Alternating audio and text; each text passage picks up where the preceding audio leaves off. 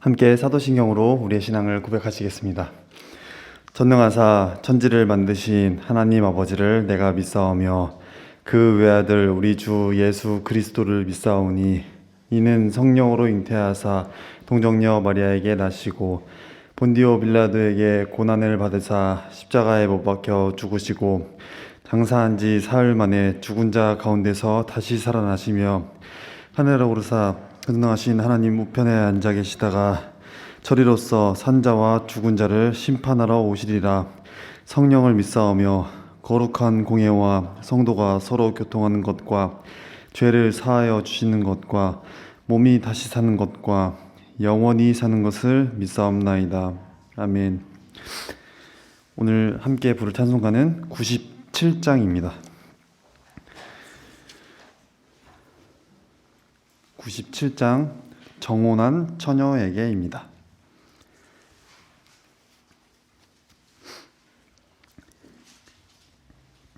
찬송가 97장 가사를 먼저 함께 읽겠습니다.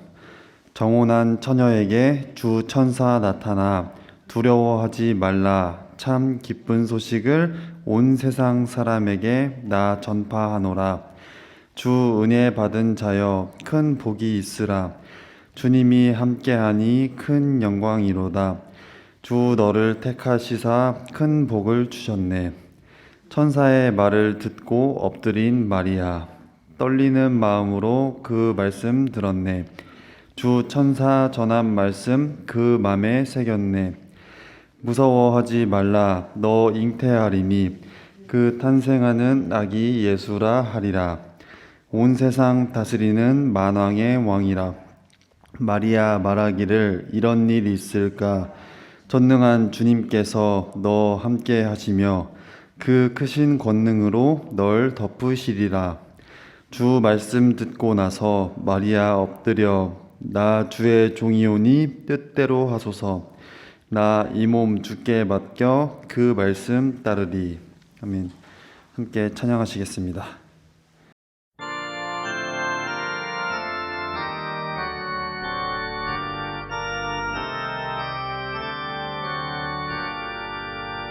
정혼한 처녀에게 주 천사 나타나 두려워하지 말라. 참 기쁜 소식을 온 세상 사람에게 나 전파하노라.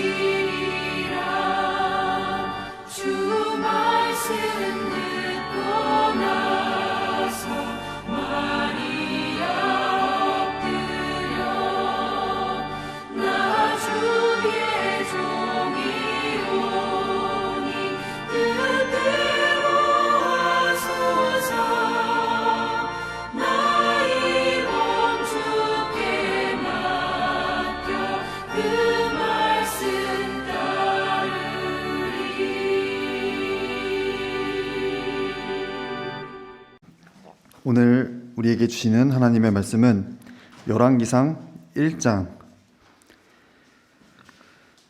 32절로부터 37절까지의 말씀입니다.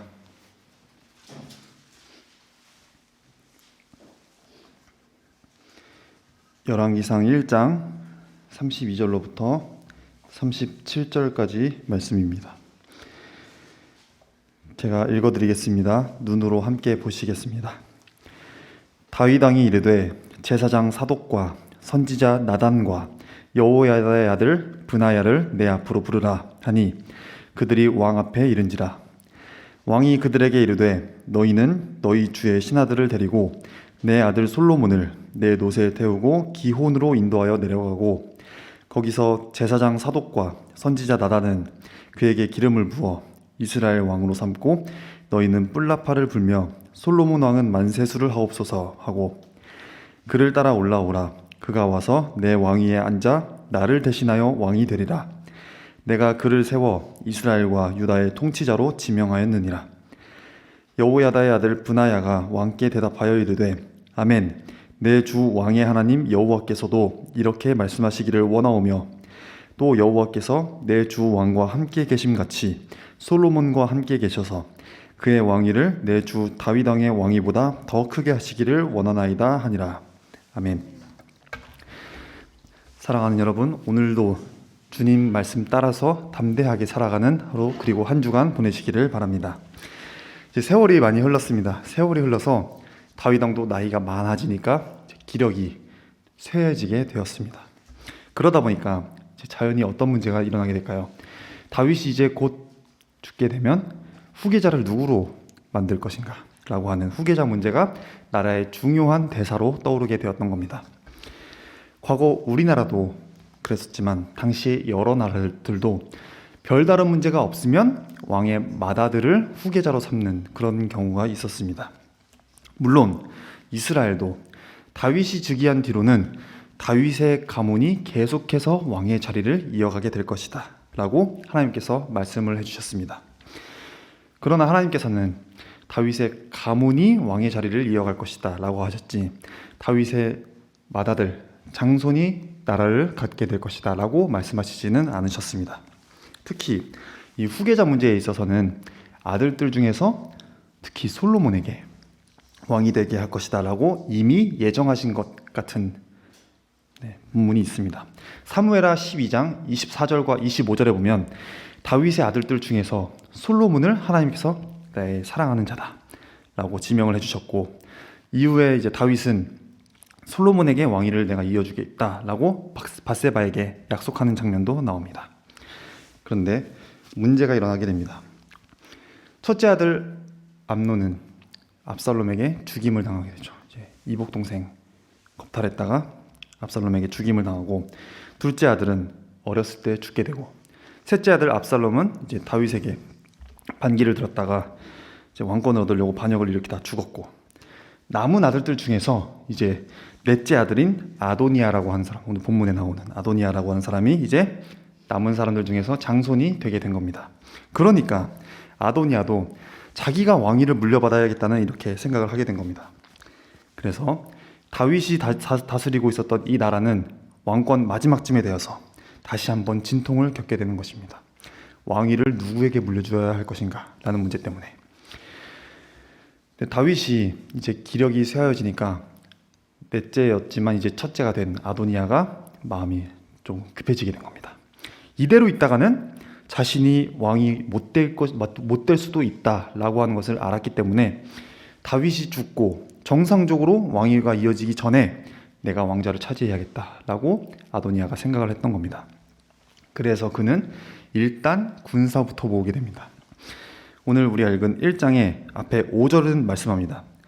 내가 왕이 되리라 하고 자기를 위하여 병거와 기병과 호위병 50명을 준비하니, 그러니까 내가 왕이 될 건데 나를 이렇게 보호하는 호위대를 만들 것이다 라고 합니다. 그리고 자신과 함께 거사를 일으킬 사람들을 모으게 되는데 7절에 보니까 군대 장관 요압을 끌어들이게 되고 제사장 중에서는 아비아다를 끌어들였습니다. 당시에 대제사장급으로 있었던 사람이 이 아비아달과 사독이라는 사람인데 이 두 사람 중에 한 명을 자기 편으로 끌어들이게 된 겁니다.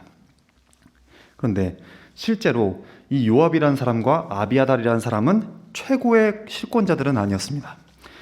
요압이라는 사람은 다윗에게 이미 잘못한 일들이 많이 있었고, 당시에는 이 다윗의 측근 중에서 왕의 군대를 다스리는 군대 장관으로 이미 브나야라는 사람이 떡하니 버티고 있었습니다.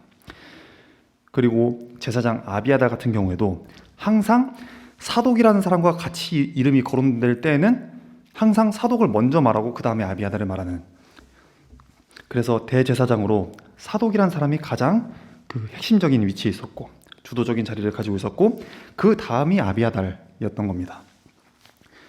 근데 본문에 자세한 설명은 나와 있지 않은데요, 근데 우리가 읽다 보면은 권력의 이해관계를 조금 추측을 해볼 수가 있습니다. 7절을 보면은 아도니아가 요압과 아비아달을 불러서 함께 모의했다고 합니다. 요압이나 아비아달은 사실상 권력의 가장 핵심에서는 조금 벗어나 있는 그런 사람들이었는데 이들을 아도니아가 섭외한 겁니다. 끌어들였죠. 그러니까 아도니아가 이 사람들을 이렇게 끌어들일 때에도 이 사람들이 어느 정도 바탕을 알고 있었을 것입니다. 미묘한 그 관계, 핵심은 아닌데 핵심이 되고 싶은 그 관계를 알고 있었을 것입니다. 또 이 요압이나 아비아달이 아도니아를 따른 것도 역시 아도니아가 의롭고 정당한 사람이었기 때문에 따른 것이 아니라 그것을 통해서 자기들이 뭔가 자리 하나 차지하려고, 유리한 위치를 내가 차지하기 위해서 따른 것이죠. 근데 세상은 이런 이유로 인해서 움직이는 경우가 많이 있지 않습니까? 사실은 우리 자신도 그렇게 멀지는 않은 것 같습니다. 사람이란 연약한 존재이기 때문에 그럴 것입니다. 그것이 옳고 바르기 때문에 그것을 결정하고 따르기보다는 어쩔 수 없는 현실의 문제 때문에, 혹은 우리끼리 걸려있는 이해관계 때문에, 그것이 부당하다는 것을 알면서도 할 수 없이 결정하고 따르는 그런 경우가 우리 삶에는 많이 있습니다. 아도니아가 제사장과 군대 장관을 끌어들이고 나니까 뭔가 규모가 좀 있어 보이고 뭔가 체계가 잡혀 있는 것 같았습니다. 호위대도 이제 나를 보호하는 호위대도 있고, 군대 장관도 내 편이고, 대제사장급에 있는 사람도 내가 끌어들였고 내 편이 되었고, 그래서 이제는 잔치를 나름대로 성대하게 벌여서 자기 동생들과 그리고 왕의 신하가 된 유다의 모든 사람들을 다 불러 모았습니다. 근데 아도니아가 초청하지 않았던 사람이 있었는데 솔로몬과 또 그를 따르는 사람들은 아도니아가 초청을 하지 않았습니다. 그래서 이렇게 나머지 사람들을 데리고 잔치를 열었고, 여기서 아도니아를 정식으로 왕으로 추대하려고 한 것이었습니다. 비록 이것이 불법이라고 하더라도 여기서 내가 왕으로 추대가 되고 왕의 신하들이 나를 인정을 해버린다면 아도니아는 그대로 왕이 될 수가 있었던 것이었습니다. 근데 이런 아도니아의 계략이 성공할까요? 성공 못할까요? 성공하지 못하게 됩니다. 위기의 순간에 하나님의 뜻을 알고 나선 사람이 있었습니다. 그 사람이 누구냐면 나단이라는 선지자였습니다. 나단은 성경에 그렇게 많은 본문을 차지하고 있지는 않지만 우리가 너무나 잘 아는 선지자입니다. 과거에 다윗 왕이 범죄하였을 때 다윗을 직접 찾아가서 1대1로 왕의 죄를 지적하고, 요즘 뭐 대통령한테 또 그렇게 하면은 좀 안 될 것 같은데 왕한테 가서 수천 년 전에 죄를 지적하고 회개를 얻어내고 이렇게 할 수 있었던 그 선지자. 근데 이번에도 이스라엘의 불법이 조금 이렇게 뒤에서 자행되고 있고 왕위가 잘못 이어지게 될 위기에 처하게 되니까 나단 선지자가 다시 찾아와서 이 일을 바로잡아야겠다라고 했습니다. 그는 먼저는 솔로몬의 친모인 밧세바를 찾아가서 이 문제를 의논했습니다. 아도니아가 지금 왕으로 즉위하려고 합니다. 당신이 지금 다윗 왕을 찾아가서 왕위 계승에 대한 과거의 언약을 다시 깨닫게 하십시오. 그렇게 일러주었습니다. 그러면서 나도 뒤이어서 들어갈 테니까 도와주겠다라고 약속했습니다. 그러자 밧세바도 이 말을 듣고 용기를 얻게 돼요. 그래서 다윗 왕을 찾아가서 이 사실을 이야기하게 되었습니다. 그리고 밧세바가 이런 이야기를 할 때 약속대로 나단도 뒤따라서 왕을 찾아와서 지금 당장 솔로몬을 즉위시켜야 합니다 라고 다윗에게 말했습니다. 다윗은 이 밧세바와 나단의 이야기를 다 듣고 난 뒤에 그 자리에서 솔로몬이 왕이 되게 하겠다라고 하는 자기의 의사를 밝혀주게 됩니다.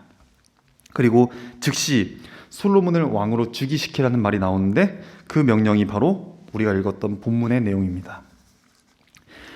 다윗이 이렇게 솔로몬을 왕으로 즉위시키면서 어떻게 했냐면 32절에 보니까 아도니아를 따라가지 않았던 또 다른 제사장 사독과 그리고 선지자 나단 그리고 군대의 장수를 있었던 브나야를 불렀습니다. 그리고는 이 사람들에게 다윗 휘하에 있는 직속 신하들을 데리고 가서 솔로몬을 다윗의 노새에 태우고 기혼으로 가라고 합니다. 예루살렘 옆에 있는. 그래서 거기서 기름을 붓게 하는데 정식으로 이 솔로몬을 왕으로 안치라는 그런 것입니다. 그곳에서 제사장 사독과 선지자 나단이 솔로몬에게 기름을 부어서 이스라엘의 왕이 되게 하고 이때 뿔라파를 불어서 솔로몬 왕 만세라고 사람들에게 알리게 합니다. 그리고 예루살렘 성으로 돌아와서 다윗의 보좌에 앉아서 왕이 되게 해라 이렇게 지시했습니다. 이렇게 해서 절체절명의 순간에 솔로몬은 참으로 간발의 차이로 왕위에 오르게 되는 것입니다. 반면에 솔로몬이 왕위에 오르게 되는 것을 보게 된 아도니아와 함께 있던 사람들은 모두 다 놀라서 도망해버리고 맙니다. 그리고 아도니아 자신도 성전으로 도망가서 제단에 뿔을 잡았다라고 51절은 말씀하고 있습니다. 살려달라는 거죠. 솔로몬이 다윗을 이어서 왕이 되는 일은 하나님께서 뜻하신 일이었습니다. 그러니 아무리 아도니아가 자기의 어떤 구체적인 계략을 가지고 꾸몄다고 하더라도 이 일에 있어서 많은 성공하지 못했을 것입니다. 하나님은 나단이라고 하는 깨어있는 한 선지자를 통해서 아도니아의 불법을 동행한 야망을 막고 하나님의 뜻을 실현하십니다.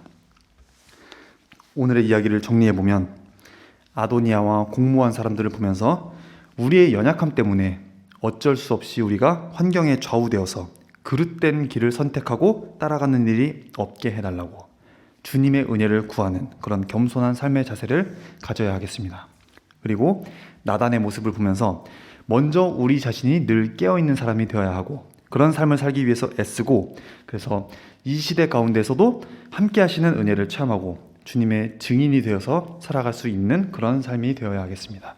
기도하겠습니다. 하나님 아버지, 연약한 저희를 주님의 자녀 삼아 주시고 하나님의 일을 감당하는 일꾼으로 살게 하시니 감사합니다. 저희 각 사람에게 성령으로 임재하여 주시옵소서. 깨어있는 삶이 되기를 원합니다. 내 안에 살아계신 그리스도를 통해서 악한 것들이 새롭게 되는 역사가 있게 하여 주시옵소서. 저희의 연약함을 그리고 환경을 핑계 삼는 강팍한 마음과 묶여있는 마음을 풀어주셔서 옳지 않은 줄 알면서도 따라가게 되는 일이 없도록 하나님의 평강이 저희 안에 강같이 흐르게 하여 주시옵소서. 하나님, 저희 안에 있는 많은 문제를 주님 앞에 올려드립니다. 문제를 바라보는 것이 아니라 그 안에 살아계신 주님만을 바라보며 살게 하여 주시옵소서. 주님의 사랑으로 충만하여서 한 주간을 하나님의 당당하고 멋진 자녀로 살게 하여 주시옵소서. 환경과 여건에 고개 숙여서 주님의 뜻을 거슬러 사는 일이 없도록 은혜 베풀어 주시옵소서. 존귀하신 예수님의 이름으로 기도합니다. 아멘.